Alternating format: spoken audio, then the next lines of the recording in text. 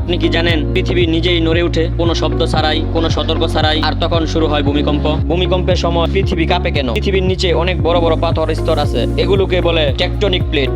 এই প্লেটগুলো আস্তে আস্তে নড়তে থাকে। যখন এক প্লেট আরেক প্লেটের সাথে ধাক্কা খায়, তখন জমে থাকা শক্তি হঠাৎ বের হয়ে যায়। সেই মুহূর্তেই ভূমিকম্প। ভূমিকম্প কোথায় বেশি ঘটে? যেসব দেশে এই প্লেটগুলোর সংযোগ বেশি, যেমন জাপান, ইন্দোনেশিয়া, লিচি, তুরস্ক, নেপাল, ইরান, বাংলাদেশও ঝুঁকির মধ্যে আছে। বিজ্ঞানীরা কিভাবে বুঝতে পারে ভূমিকম্প কোথায় হলো? তারা ব্যবহার করেন সিসমোগ্রাফ মেশিন। এই মেশিন ভূমিকম্পের ঝাঁকুনি ধরতে পারে, তারপর কম্পিউটারে হিসাব করে বলে কোথায় ভূমিকম্প শুরু হয়েছিল, কখন হয়েছিল, কত বড় হয়েছিল। ভূমিকম্পের প্রতিনিধি শক্তি কিভাবে মাপা হয়? এটার জন্য আছে রিখটার স্কেল, 1 থেকে 10 পর্যন্ত মান। 4 হলে মানুষের গায়ে একটু লাগবে, 6 হলে দালান কাঁপবে, 7-এর বেশি হলে ভয়ঙ্কর ধ্বংস হয়ে যাবে। ভূমিকম্প হওয়ার প্রধান কারণ হলো টেকটনিক প্লেট ধাক্কা, আগুনেগিরি, অগ্নুপাত হলে, নিচে গ্যাস জমে থাকলে, খনি বা তেল উত্তোলনের কাজ, বড় বিস্ফোরণ। কিভাবে বাঁচবেন? টেবিল বা মজবুত কিছুর নিচে আশ্রয় নিন, লিফট ব্যবহার করবেন না, বাইরে খোলা জায়গায় এসে দাঁড়াবেন। পৃথিবী ভিতরে ভিতরে সবসময় নড়াচড়া করছে, আমরা শুধু তার শব্দ শুনি, তখনই সেটা ভূমিকম্প। প্রস্তুত থাকুন, সচেতন থাকুন। ভিডিও ভালো লাগলে সাবস্ক্রাইব করতে ভুলবেন না।